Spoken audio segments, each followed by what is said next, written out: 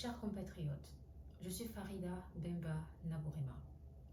Le 30 août n'est pas une date ordinaire dans l'histoire de notre cher pays, le Togo. C'est une date lourde, une date qui saigne dans notre mémoire collective. Le 30 août 1969, Gnassingbé Eyadema créera officiellement son parti qu'est le RPT, le Rassemblement du peuple togolais. Un parti qui a été imposé à l'ensemble du peuple comme un parti unique, un parti pour lequel tous les citoyens avaient le devoir de contribuer, de cotiser pour sa survie.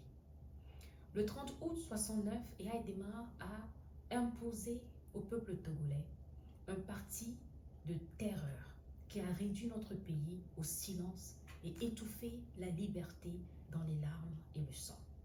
Pendant près de 40 ans, ce parti et son chef ont gouverné le Togo par la peur et dans la terreur totale. La peur des prisons, la peur des assassinats, la peur des humiliations, la peur de parler, la peur même de respirer librement. C'était le règne d'un seul homme, d'une seule famille, d'un seul clan, contre plusieurs millions de citoyens. Mais lorsque le règne d'Eyadema s'est achevé, ce n'est pas la liberté qui est venue. C'est son fils Faure Gnassingbé qui nous a été imposé par l'armée, le 5 février 2005. Le peuple togolais s'est bien entendu soulevé et a demandé qu'on lui restaure sa liberté et sa dignité. Mais Faure Gnassingbé, avec ses sbires, a décidé de commettre le plus grand massacre de l'histoire de notre nation.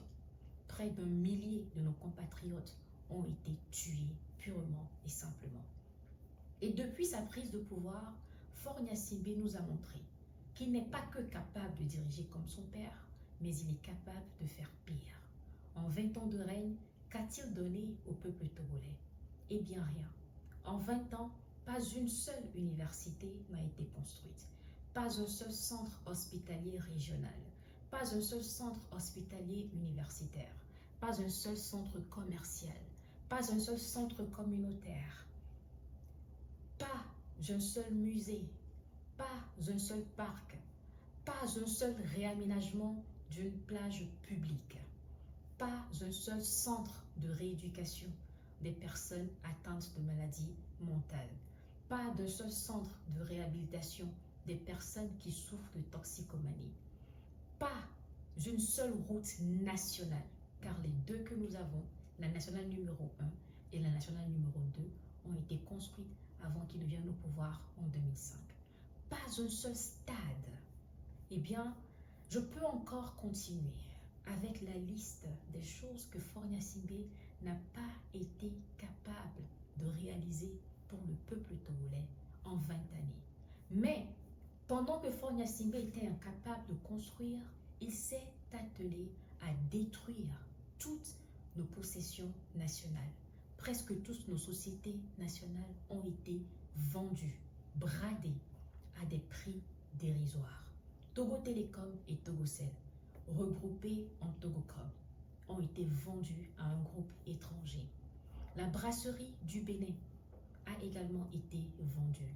La SNTP, la Société Nouvelle des Phosphates du Togo, ancienne OTP, a été également vendue. La CET, la Compagnie Énergie Électrique du Togo, a été également vendue.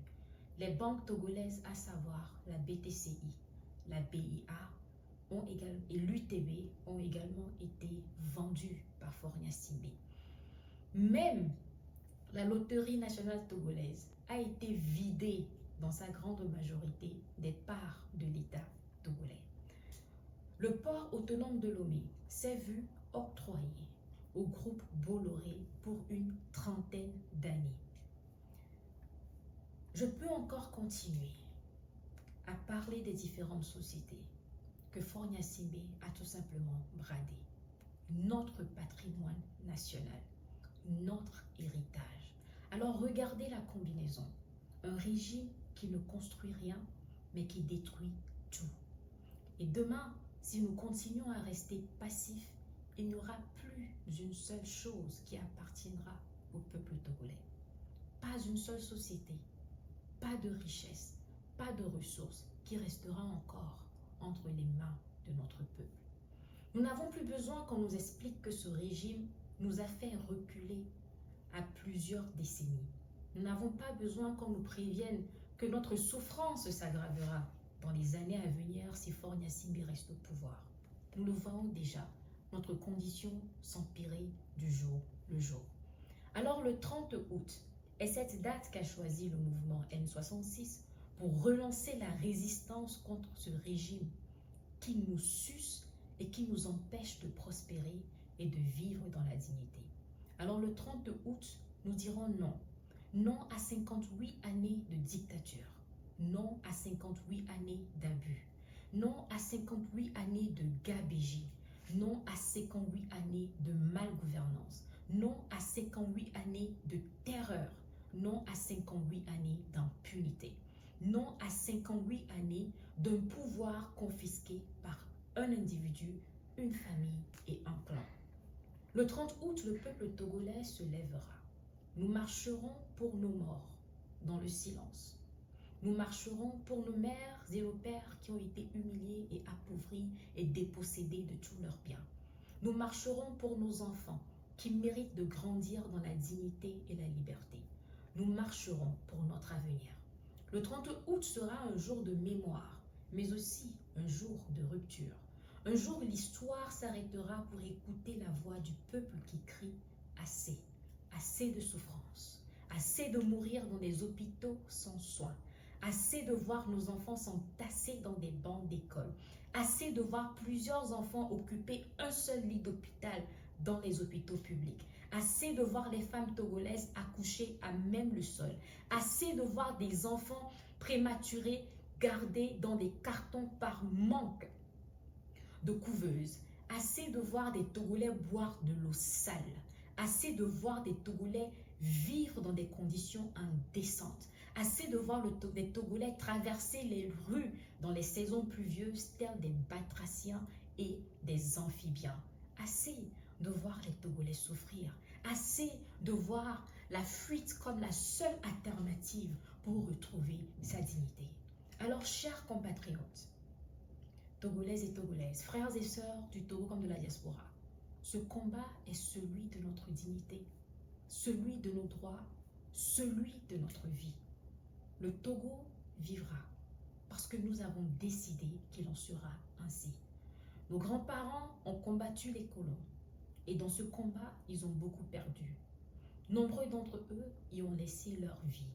Ils se sont sacrifiés pour que nous, leurs enfants, et nous, leurs petits-enfants, puissions vivre dans la dignité. Et cette dignité, nous allons la reconquérir. Alors, je vous invite tous à vous mobiliser pour le 30 août prochain. Ce sera la continuité d'un combat que nous menons depuis des décennies. Et je sais et reste convaincu que très bientôt, nous viendrons à bout du régime Gnassingbé et que le Togo pourra à nouveau retrouver sa liberté et sa dignité. Togolais, viens, bâtissons la cité.